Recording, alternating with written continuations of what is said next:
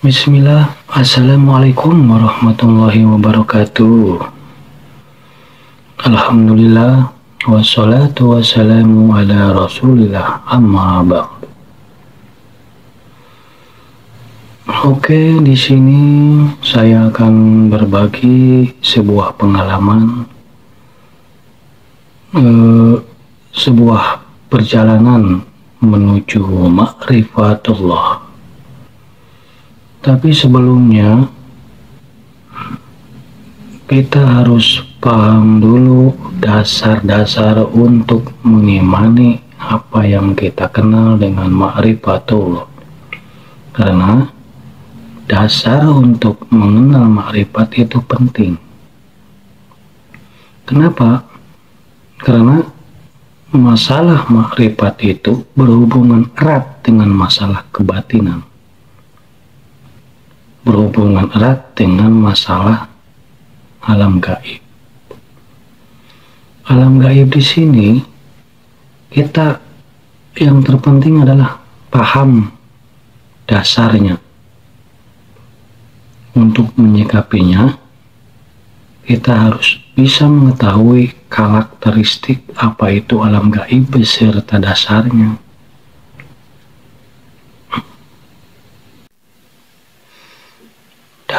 Dasar untuk mengetahui sesuatu yang gaib itu sesuai yang tertera di dalam Al-Quran, yang artinya tidak ada yang mengetahui perkara yang gaib kecuali Allah Subhanahu wa Ta'ala. Itu dasar yang terpenting, yang mana kalau masalah gaib, kejadian suatu yang ada di alam gaib itu tidak mesti kita percayai. Bahkan kalau kita percaya, kita sebenarnya dalam bahaya. Karena pada intinya yang namanya alam gaib itu hanya Allah Subhanahu wa Ta'ala yang tahu. Itu dasarnya.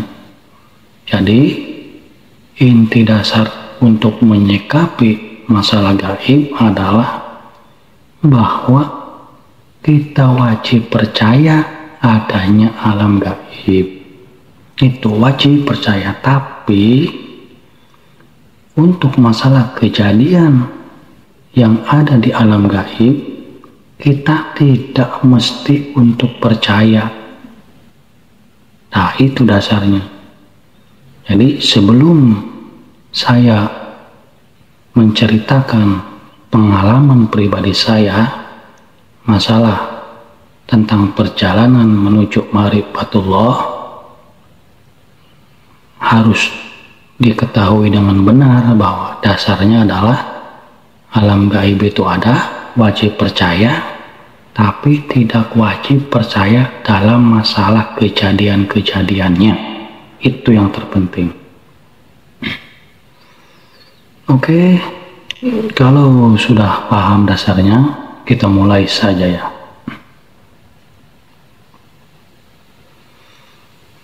Pada waktu itu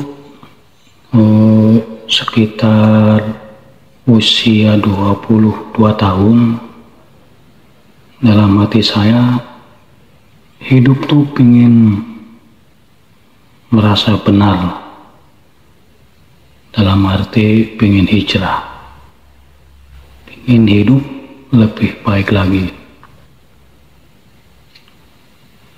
Singkat cerita, saya pernah mendapat sebuah zikir, yang mana zikir itu banyak diketahui, bahkan banyak dari kalangan yang tahu bahwa zikir amalan ini adalah sebuah perjalanan menuju ma'rifat.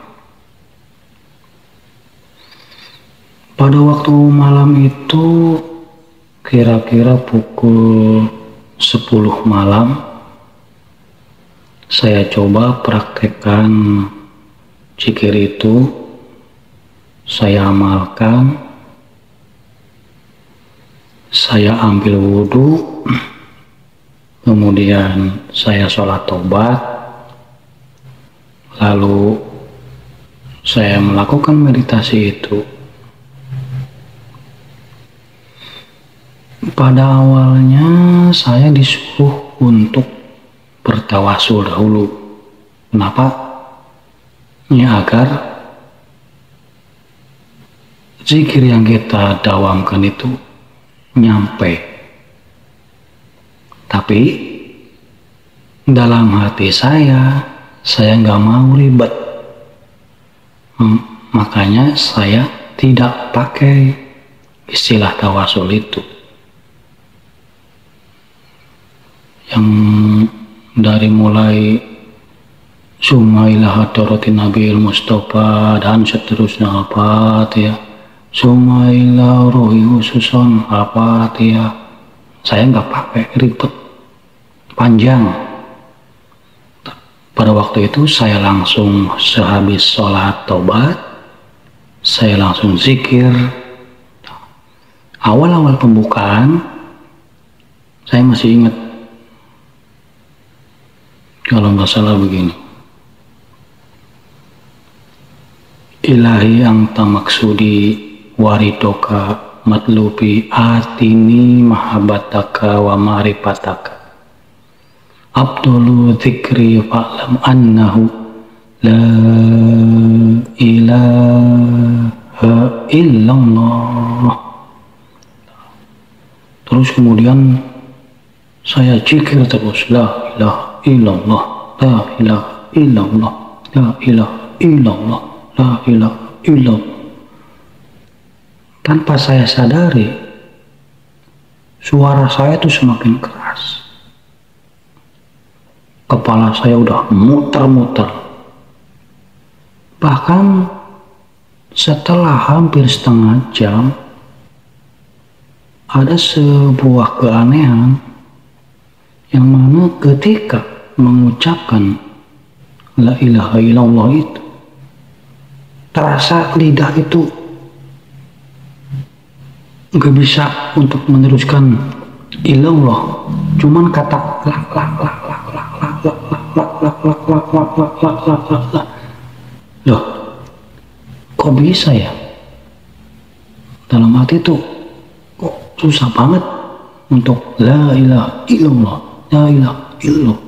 Nah, kira-kira hampir 5 menit nggak bisa saya mengucap la ilaha illallah, nggak bisa. Lah. Saya bingung di situ. Tapi seolah-olah tuh di dalam mulut saya itu kayak ada yang megang supaya tidak terucap illallah. Itu sesuatu yang saya ucapkan ini belum tentu kalian alami. Nah, saya terus lakukan la sampai akhirnya la ilaha illallah. Plong. Semakin keras, tiba-tiba semakin lembut, bahkan sampai di dalam hati. Kencang lagi, la ilaha illallah, la ilaha illallah, la ilaha. Pelan lagi, kencang lagi, pelan lagi, kencang lagi. Dalam hati, kok begini ya?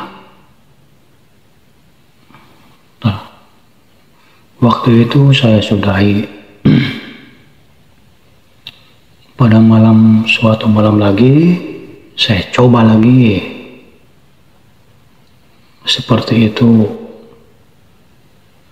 Saya coba lagi malam itunya lagi.